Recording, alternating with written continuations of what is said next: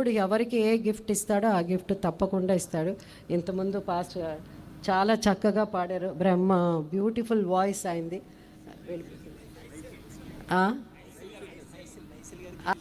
నైసిల్ నైసిల్ నైసిల్ గారు ఎంత చక్కగా పాడారు. అలాగే అందరికీ నాకు కూడా నేను పెద్దగా నాకేం పాట అంత రాదండి, యాక్టింగ్ తప్ప వేరేం రాదు నాకు.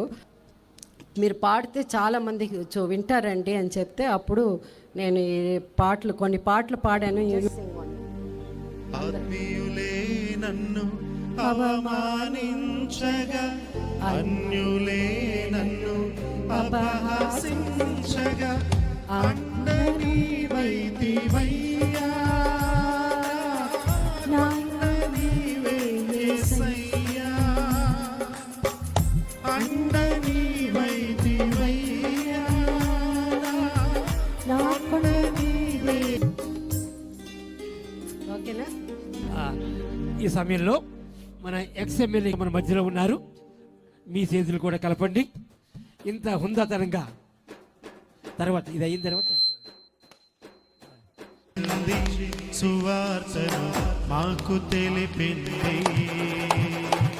ఆరవెలసింది అనింగిలో ధరణి మురిసింది. కూర్చోండి, కూడా కూర్చోవాలని కోరుతున్నాము. తెలిపింది